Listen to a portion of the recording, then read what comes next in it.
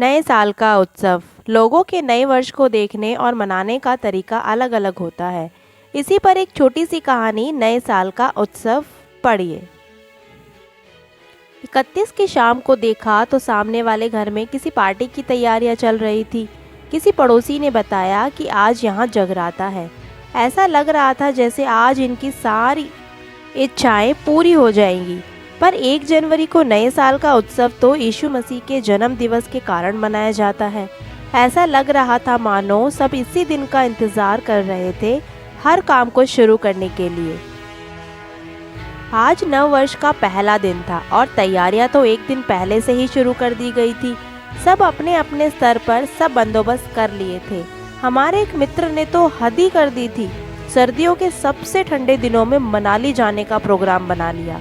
अब बताओ, ऐसा भी होता है क्या कि दिमाग इतना गर्म हो जाए कि ठंडा करने के लिए और ठंडे इलाके में जाया जाए। सबके अलग अलग फंडे हैं। खैर, रात को जगराता आरंभ हुआ और धार्मिक संगीत के ऊंचे स्वर में जैसे तैसे खुद को नींद के सुपुर्द किया ही था। अचानक रात के 12 बजे जब मैं आराम से सो रहा था, उसी समय कानों में एक तेज ध्वनि आई। नींद के नशे से थोड़ा बाहर आया तो देखा कि दूर के एक रिश्तेदार का फोन आया था। मैंने आंखें बंद करते हुए फोन उठाकर कान से लगाया। हैप्पी न्यू ईयर की एक जोरदार आवाज कानों से होती हुई सीधे सर से जा टकराई। मन में आए क्रोध का नियंत्रण करते हुए मैंने भी जवाब दिया। अगला सवाल उसी समय आ गया, सो रहे थे क्या? पता नहीं ये कैसा प्रश्न था, फिर भी मैंने जवाब दिया, जी सो रहा था। मुझे लगा जगराता कर रहे हो, उन्होंने मजाकिया लहजे में कहा। यह सुन सर्दी की उस रात में गर्मी पूरे बदन में हावी हो गई। इससे पहले मैं कुछ बोलता वो बोले कि पीछे से आवाज़ आ रही है, इसलिए पूछा। फिर हालचाल पूछने के बाद फ़ोन काट दिया और फिर एक और फ़ोन आ गया।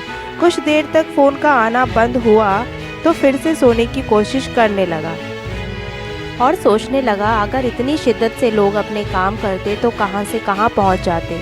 इन्हीं ख्यालों में कब सो गया पता ही नहीं चला। सुबह उठा तो टीवी में देखा नव वर्ष के आगमन का उत्सव दिखाया जा रहा था। मैंने देखा कि ढेर सारी आतिशबाजी की गई, पर कहीं भी वो लोग नहीं दिखे जो दिवाली या दशहरे के दिन वायु प्रदूषण की दुहाई देते हैं। शायद वो भी नव वर्ष के उत्सव में मशगूल थे। विद्यालय में अवकाश होने के कारण मैं एक मित्र से मिलने के लिए निकला तो रास्ते में मिलने वाले हर इंसान ने हैप्पी न्यू ईयर को बम की तरह मेरी ओर उछाल दिया। मैंने भी जवाबी कार्रवाई करते हुए सेम टू यू का रटा रटाया शब्द बोल दिया। तभी मेरी नज़र रास्ते में खड़ी भीड़ पर पड़ी। पास जाकर देखा तो एक भिखारी की मृत देह पड़ी थी, जिसे देखने से ऐसा लग रहा था कि उसने सर्द रात में खुद को गर्म रखने की कोशिश में हार के अपनी आत्मा को शरीर से अलग कर हर तकलीफ से मुक्ति पा ली हो। न जाने वो लोग कहाँ थे जो अपने जन्म दिवस पर किसी धार्मिक उत्सव या चुनाव के दिनों में मुफ्त कंबल और कपड़े बांटते थे। अगर उस गरीब भिखारी की सहायता पहले किसी ने की होती तो शायद ऐसा ना होता। पर अफसोस कि वर्ष में ही बदलाव आता है। इंसान अभी भी स्वार्थी ही था और आज भी जो कुछ कर रहा था वह मात्र अपनी उपस्थिति और अस्तित्व सिद्ध करने के लिए। किसी तरह इन सभी के बीच जब मित्र के घर पहुंचा तो पता चला कि नव वर्ष के आगमन पर वह किसी धार्मिक स्थल पर गया है।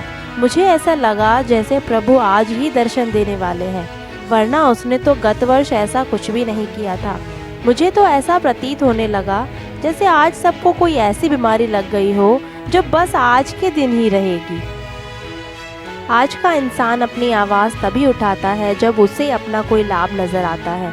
यदि हम यथार्थ में नए साल का उत्सव मनाना चाहते हैं तो हमें अपना हर दिन किसी की सहायता करने, सद्भावना बढ़ाने और देश की उन्नति के लिए समर्पित करना चाहिए। इसी प्रकार हम हर दिन नव वर्ष की अनुभूति कर पाएंगे।